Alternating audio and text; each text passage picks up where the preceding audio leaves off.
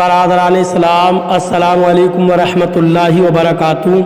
آپ حضرات سے گزارش کی جاتی ہے کہ خود بھی قرآن کریم کی تلاوت، ترجمہ اور تفسیر سماعت کیجیے، اپنے عزیز و اقارب رشتہ دار کو بھی شیئر کیجیے تاکہ آپ اس کے ذریعے صدقہ جاریہ کے مستحق ہو جائیں۔ اعوذ باللہ من الشیطان الرجیم، بسم اللہ الرحمن الرحیم۔ کذبت ثمود بالنذر۔ ترجمہ کنز الایمان۔ اللہ کے نام سے شروع جو نہایت مہربان رحم والا۔ ثمود نے رسولوں کو جھٹلایا۔ ترجمہ کنز العرفان۔ ثمود نے ڈر سنانے والوں رسولوں کو جھٹلایا۔ کذبت ثمود بالنذر۔ ثمود نے ڈر سنانے والوں رسولوں کو جھٹلایا۔ اس آیت کی ایک تفسیر یہ ہے کہ قوم ثمود نے اللہ تعالیٰ کے عذاب سے اللہ تعالیٰ کے عذاب سے ڈرانے والی باتوں اور ان نصیحتوں کو جھٹلایا جو انہوں نے حضرت صالح علیہ السلام سے سنی تھیں۔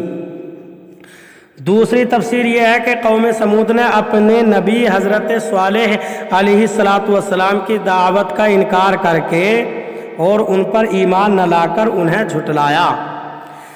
یاد رہے کہ قوم ثمود نے اگرچہ صرف حضرت صالح علیہ السلام کو جھٹلایا تھا، مگر چونکہ ایک نبی کا انکار سارے نبیوں کا انکار شمار ہوتا ہے، کیونکہ سب کا عقیدہ ایک ہی ہے، اس لیے یہاں آیت میں جمع کا صیغہ النذر ذکر کیا گیا۔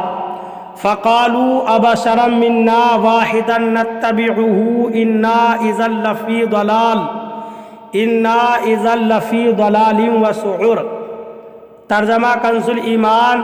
تو بولے کیا ہم اپنے میں کے ایک آدمی کی تابع داری کریں جب تو ہم ضرور گمراہ اور دیوانے ہیں۔ ترجمہ کنز العرفان۔ تو انہوں نے کہا کیا ہم اپنے میں سے ایک ہی آدمی کی تابع داری کریں جب تو ہم ضرور گمراہی اور دیوانگی میں ہیں۔ فقالو، تو انہوں نے کہا، حضرت صالح علیہ السلام نے اپنی قوم کے لوگوں سے فرمایا تھا کہ اگر تم نے میری پیروی نہ کی تو تم گمراہ اور بے عقل ہو۔ اس پر ان لوگوں نے کہا ہم اپنے میں سے ہی ایک آدمی کے کس طرح تابع دار ہو جائیں، حالانکہ ہماری تعداد بہت زیادہ ہے اور وہ اکیلا ہے، یوں ہی وہ نہ تو بادشاہ ہے اور نہ ہی کوئی سردار ہے۔ ہم ایسا نہیں کریں گے، کیونکہ اگر ایسا کریں جب تو ہم ضرور گمراہی اور دیوانگی میں ہیں۔ اَأُلْقِیَ الذِّکْرُ عَلَیْہِ مِن بَینِنَا بَلْ هُوَ کَذَّابٌ اَشِرٌ سَیَعْلَمُونَ غَدًا مَنِ الْکَذَّابُ الْأَشِرُ۔ ترجمہ کنز الایمان۔ کیا ہم سب میں سے اس پر ذکر اتارا گیا، بلکہ یہ سخت جھوٹا اترونا ہے، بہت جلد کل جان جائیں گے کون تھا بڑا جھوٹا اترونا۔ ترجمہ کنز العرفان۔ کیا ہم سب میں صرف اس پر وحی ڈالی گئی، بلکہ یہ بڑا جھوٹا متکبر ہے، بہت جلد کل جان جائیں گے کہ کون بڑا جھوٹا متکبر تھا۔ اَأُلْقِیَ الذِّکْرُ عَلَیْہِ مِن بَینِنَا۔ کیا ہم سب میں سے صرف اس پر وحی ڈالی گئی۔ اس آیت اور اس کے بعد والی آیت کا خلاصہ یہ ہے کہ حضرت صالح علیہ السلام کی قوم ثمود نے انہیں جھٹلاتے ہوئے کہا کیا ہم سب میں صرف حضرت صالح علیہ السلام پر وحی نازل کی گئی، حالانکہ ہم میں ایسے لوگ موجود ہیں جن کے پاس دولت کی کثرت ہے اور ان کا حال بھی بہت اچھا ہے۔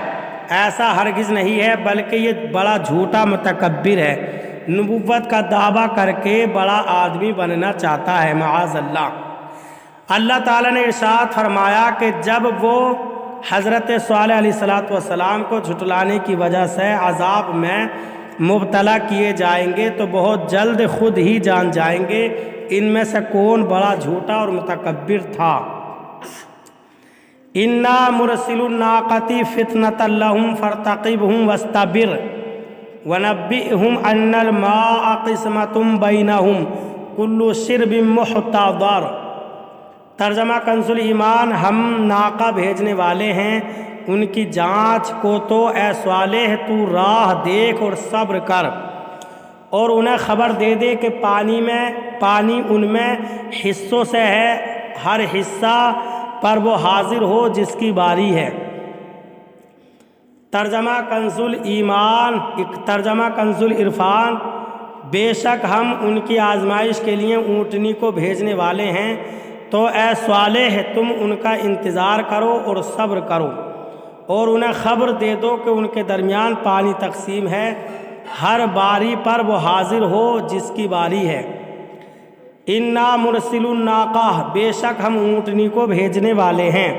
اس آیت اور اس کے بعد والی آیت کا خلاصہ یہ ہے کہ حضرت صالح علیہ السلام کی قوم نے آپ علیہ السلام سے یہ کہا تھا کہ آپ پتھر سے ایک اونٹنی نکال دیجئے۔ آپ علیہ السلام نے ان کے ایمان قبول کرنے کی شرط مقرر فرما کر یہ بات منظور کر لی تھی۔ چنانچہ اللہ تعالیٰ نے اونٹنی بھیجنے کا وعدہ کرتے ہوئے ارشاد فرمایا کہ بے شک ہم ان کی آزمائش کے لیے اونٹنی کو بھیجنے والے ہیں، تو اے صالح علیہ السلام تم اس بات کا انتظار کرو کہ وہ کیا کرتے ہیں اور ان کے ساتھ کیا کیا جاتا ہے، اور ان کی ایذا پر صبر کرو، اور انہیں خبر دے دو کہ ان کے درمیان پانی کی باری تقسیم کی گئی ہے، کہ ایک دن اونٹنی کا ہے اور ایک دن ان کا ہے، لہٰذا جو دن اونٹنی کا ہے اس دن صرف اونٹنی ہی پانی پینے آئے، اور جو دن قوم کا ہے اس دن قوم پانی لینے آئے۔ اللہ تعالی ہمیں قرآن کریم پر صحیح معنی میں عمل کرنے کی توفیق عطا فرمائے۔